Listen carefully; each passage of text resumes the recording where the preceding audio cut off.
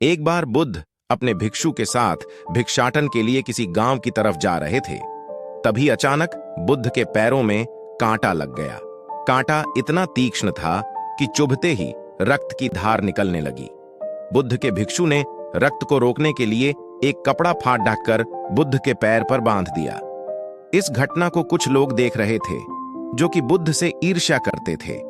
उन्होंने बुद्ध से कहा कि हमें तो तुम्हें परम ज्ञानी समझते थे, लेकिन दर्द को तुम भी सहन नहीं कर सकते हो। तुम पाखंडी हो और ये हमने सिद्ध कर दिया है। ये कांटे हमने ही बिछाए हैं। इस गांव में तुम्हारा स्वागत नहीं, तिरस्कार होगा। इस गांव में तुमको कोई भिक्षा नहीं मिलेगी। बुद्ध ने उन लोगों से अनुरोध किया कि कृपया करके मुझे इस गांव से भिक्षा लेने दो। बुद्ध के ईर्ष्यालुओं ने बुद्ध का उपहास बनाते हुए कहा कि अगर तुम्हें भिक्षाटन के लिए इस गांव में आना है तो तुम्हें अपने रक्त की बलिदानी देनी होगी। तुमको इस कांटों के रास्ते से गुजरना होगा। भगवान बुद्ध ने उनकी चुनौती को स्वीकार कर लिया और कांटों के रास्ते पर चलने के लिए अपने कदम बढ़ाने लगे। बुद्ध मुस्कुराते हुए कांटों पर चलने लगे। बुद्ध के साहस को देखकर गांव वाले चकित रह गए। कुछ लोगों की आंखें फटी की फटी रह गई। गांव वाले सोचने लगे कि बुद्ध भिक्षा के लिए दूसरे गांव भी जा सकते थे, तो फिर कांटों पर चलकर क्या साबित करना चाहते हैं। गांव वाले बुद्ध के संदेश को इतनी जल्दी नहीं समझ पाए। यहां पर बात भिक्षा की नहीं बल्कि जीवन को बदलने की थी।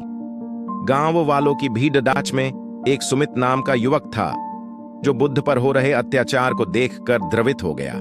सुमित दौड़ कर गया और बुद्ध के पैरों के सामने से कांटे को हटाने लगा। बुद्ध के ईर्ष्यालु सुमित को रोकने लगे और गांव से दाना पानी न देने की धमकी देने लगे। सुमित ने किसी की न सुनी और कांटों को हटाते हुए बोला, हे भगवान, आप इन मुट्ठी भर लोगों के अपने आप को कष्ट मत दीजिए। आप गांव में प्रवेश कीजिए, बहुत सारे लोग आपको भिक्षा देने के लिए आतुर हैं। बुद्ध ने सुमित को अपने आस बुलाया और आशीर्वाद देने लगे। सुमित पीछे हट गया। हे भगवान, आप मुझे छूकर अपने आप को अपवित्र और दूषित न करें। महात्मा बुद्ध ने कहा, तुम अपने आप को दूषित क्यों कहते हो? स्पर्श से कभी कोई भी दूषित नहीं होता है। मनुष्य तो लोभ, लालच, घृणा, ईर्ष्या से दूषित होता है। तुम्हारे अंदर तो प्रेम भरा है। तुम दूसरों का सुख चाहते हो। तुम तो पवित्र हो।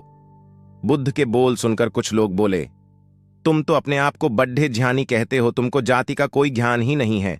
तुम पाखंडी हो। बुद्ध बड़े ही शांत स्वभाव से कहते हैं, मानव से मानव की मानवता छिनना पाखंडी की निशानी है। मुझे पाखंडी बोलकर यदि आपको संतोष मिलता है तो मेरे लिए दुख का कोई विषय नहीं है। कुछ लोग बुद्ध पर बरस पड़े, परंतु यह तो धर्मशास्त्र है, फिर यह पाखंड कैसे हुआ? बुद्ध कहते हैं, हमारी उत्पत्ति इस सृष्टि में हुई है।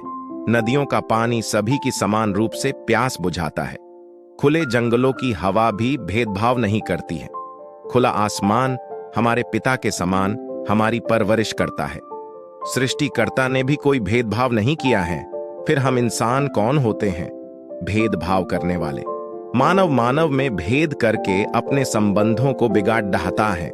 बुद्ध के वचन के बाद कुछ लोग कहते हैं, अगर आप इतना ही कहते हैं तो सुमित को अपना भिक्षु क्यों नहीं बना लेते हैं? बुद्ध ने कहा कि अच्छा सुझाव है। अगर सुमित तुम चाहते हो तो तुम मेरा भिक्षु बन सकते हो। बुद्ध के आमंत्रण पर सुमित पहला नीच जाति का बौद्ध भिक्षु बनता है। इस पूरे विवरण में केवल सुमित का जीवन बदला, शेष सभी लोगों का जीवन रूपांतरित हुआ।